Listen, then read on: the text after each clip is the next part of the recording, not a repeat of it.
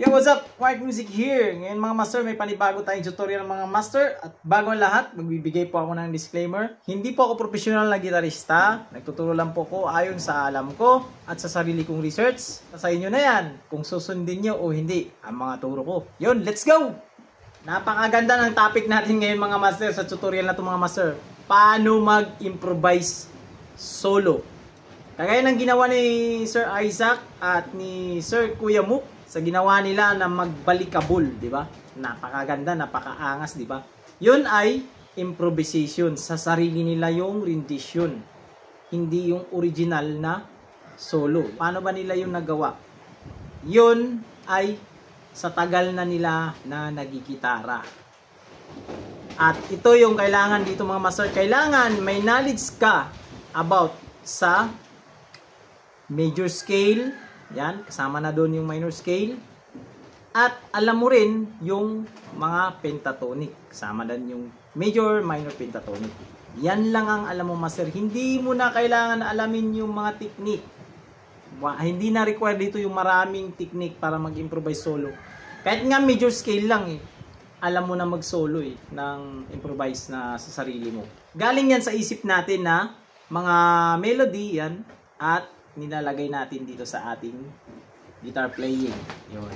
Ito master, bago ka talaga mag-proceed dito sa pag-aaralan natin mga master is maganda, alam mo na yun mga master yung sinasabi kong mga scale at isa pa, may knowledge ka rin sa triads. Kasi kailangan dito yung triads mga master para makagawa ka rin or meron kang target na nota sa gagawin mong solo.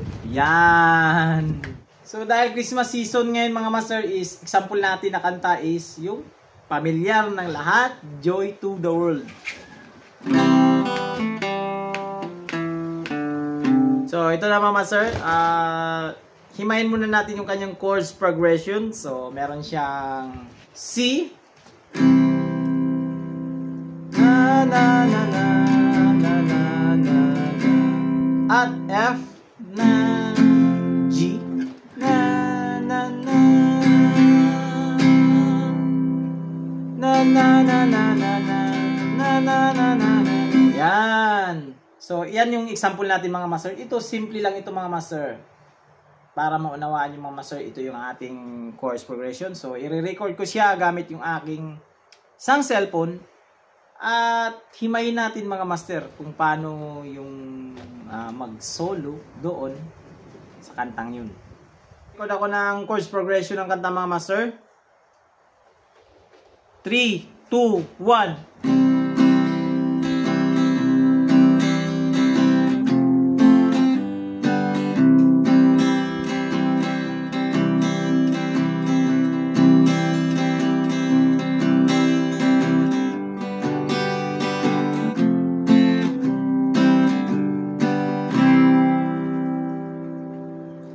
Yan. Mga master, i-play ko na yung aking record ngayon lang. Gamit ko yung kanyang C major scale na doon sa ating chords progression. Ito yung gagawin ko is yung kanyang melody. 3, 2, 1.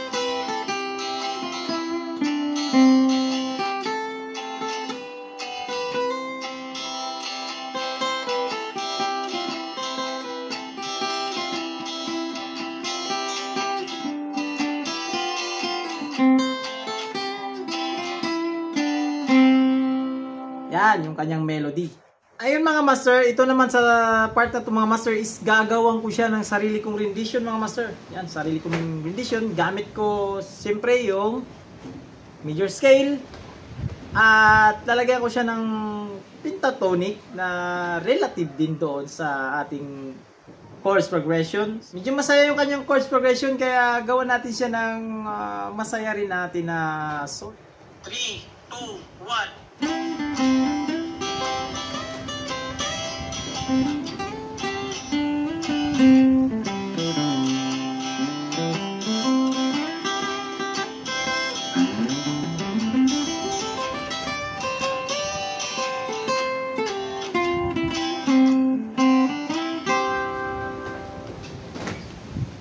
Yun! So, yun yung nagawa ko mga master. Yun yung nota na sa isip ko at nilagay ko lang dito sa fretboard.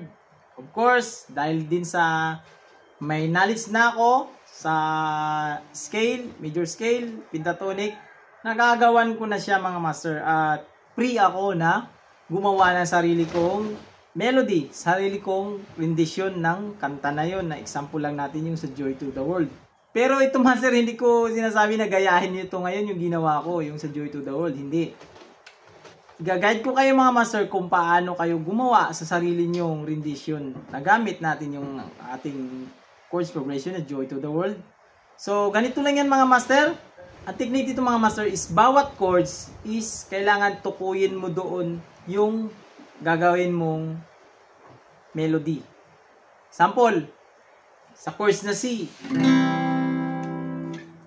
meron siyang triads na C, E, G. Yan. Tukuyin mo muna yung saan yung target note mo dyan sa tatlo na yan, sa triads, sa tatlong nota. So, pwede natin siyang laruin actually yung tatlong nota na yan.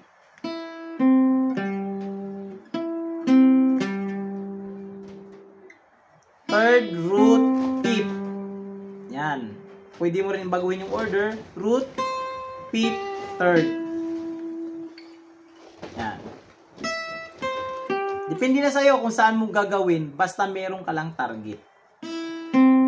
Para sa example natin ngayon, ito yung gagawin natin. Third, root, fifth ng chords na C. So, play natin. 2,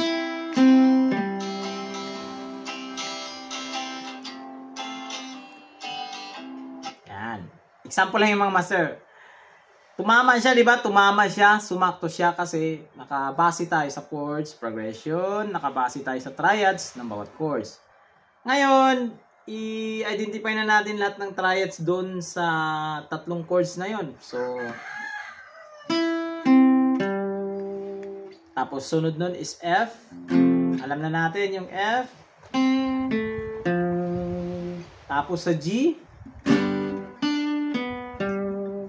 Kaya nga, sinabi ko kanina bago mag-start tayo, kailangan alam mo yung triads mga master para hindi ka malito dito mga master. Yan yung mga triads ng bawat chords. So, try natin ilagay doon sa ating backing track. So, kukunin lang natin mga master, ito yung tatlong chords lang, yung sa start, yung C, F, G, yung ito. Na na na na.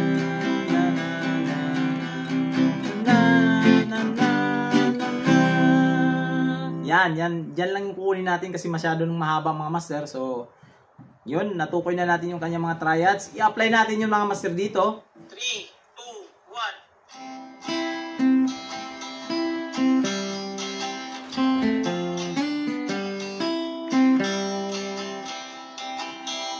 2, 1. Yan. Nakagawa na tayo agad. So, yung sunod mong gagawin mga master is, alamin mo yung tatakbuhan ng scale, major scale ng C. Take note, itong chords progression niya, stick ka lang sa major scale na C.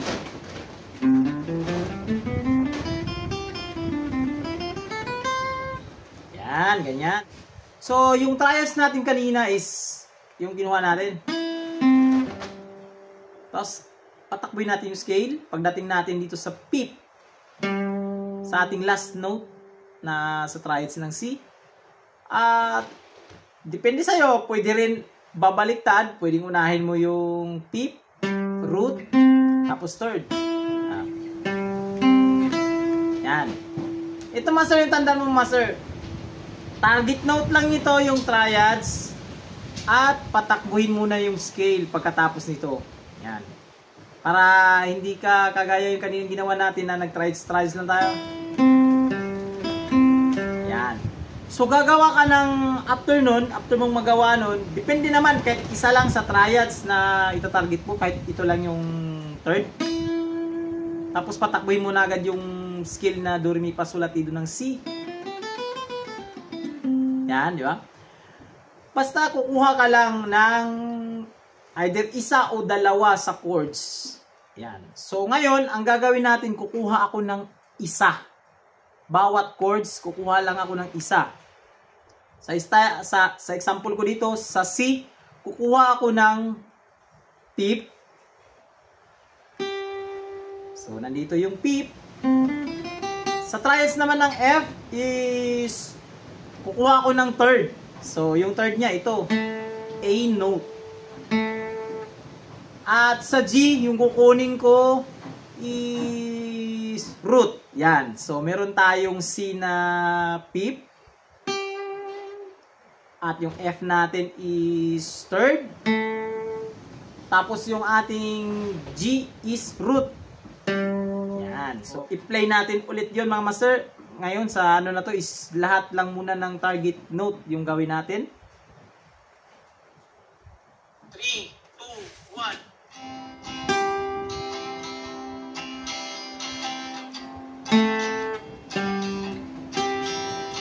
Yun. So, napansin niyo yun mga master, pag bitaw natin ng unang nota dun sa C, merong space. Yeah? Ito yung space na to. 3, 2,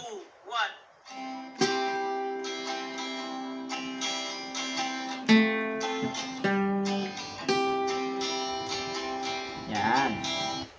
Yung space na yan, yan yung pre ka dyan. Pre mong gagawan yan ng sarili mong pag-rendition dito sa scale. Pero siyempre gamit ka lang talaga sa, pwede kang mag-pentatonic, A minor pentatonic, yan. C major pentatonic, yan. Same lang yan sila ng tinatakbuhan. Pwede mong gawing mag-pentatonic ka dun sa part na yon, sa space na yon. Ito example ko sa inyo mga sir. 3, 2, 1.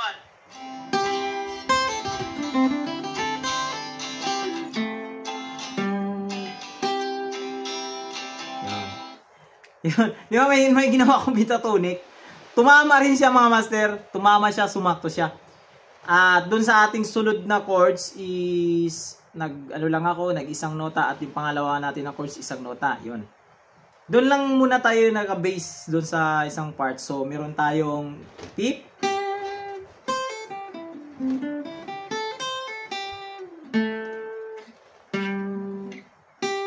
Yun. Pag may target ka na at nalalaman mo, siyempre meron ka pang extra time doon yung gagawan mo. Siyempre, stick ka lang talaga sa scale. Huwag kang lumayo kasi pag lumayo ka na dyan, iba na. May nagawa na tayo doon sa ating isang chords sa C. So, gawa naman natin yung sa F at G. This time naman, medyo mabilis yung progression niya, kaya okay lang na isa o dalawa, or kung kaya mong damihan or mabilis-bilis yung kamay mo, pwede mo rin gawin yun. Pwede kang sweep kung kaya mo. Depende yan sa'yo mga master. Pero ito yun mga master. 3, 2, 1.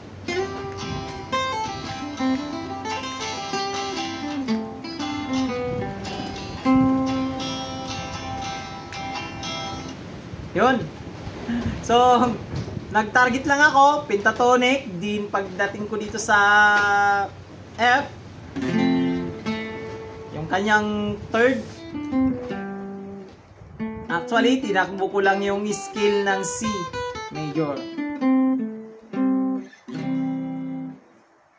Dito kasi yung ating note na target doon sa ating F. So, ito yung kinalabasan niya. Pero ito sa sarili ko to mga hamster. Depende yan sa'yo. Makagagawa kayo. Either ito yung gagawin nyo. Yan. Tutugma at tutugma pa rin. Basta doon sa space, may malagay ka. May malagay ka na hindi ka lalayo sa scale.